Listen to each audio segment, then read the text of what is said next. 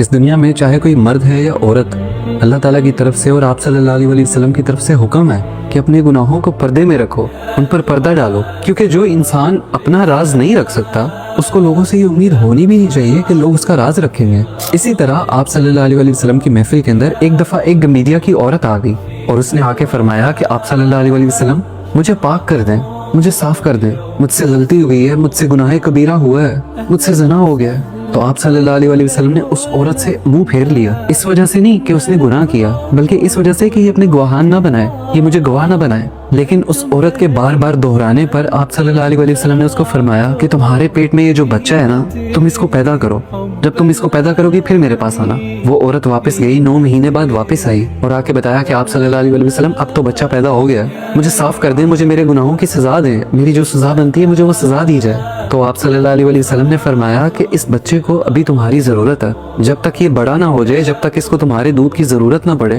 तब तक तुम इसकी देखभाल करो, इसको संभालो। वो औरत ये सुन के वहाँ से चली गई, उस बच्चे को पाला, बड़ा किया। जब बच्चा बड़ा हो गया फिर वापस आई और वो बच्चा आप सल्लल्लाहु अलैहि वसल्लम के हवाले किया। फिर उसके गुनाह के मुताबिक आप सल्लल्लाहु अलैहि वसल्लम ने उसको सजा दी। उसके पैर, उसकी टांगें ज़मीन में दफना कर उस पर पत्थर बरसाए गए। पत्थर मारने वालों में कुछ सहाबा भी थे। जब उस औरत के मर जाने के बाद उसके किरदार पर बातें शुरू हुई तो आप सल्लल्लाहु अलैहि वसल्लम ने सबको चुप करवा दिया। आप सल्लल्लाहु अलैहि वसल्लम ने फरमाया कि क्या तुम लोगों को पता है, इस औरत की तौबा इतनी पाक थी कि अगर मदीना के 70 लोगों में इसकी तौबा तकसीम कर दी जाती तो उन सब लोगों को इसकी तौबा की वजह से बख्श दिया जाता। इतनी पाक तौबा थी इसकी। तो इस बात का मतलब ये है कि सबसे पहले तो गुनाहों से बचें, गुनाहों से बचने की कोशिश करें, और अगर गुनाह हो जाए तो गवाह नहीं बनाएं, अपने गुनाहों पर पर्दा रखें, किसी को बताएं ना, बल्कि अल्लाह ताला से तौबा की उम्मीद रखें। क्योंकि अल्लाह की ज़ात रहीम व करीम है, रहमान है, वो अपने बंदे की तौबा कबूल कर लेता है।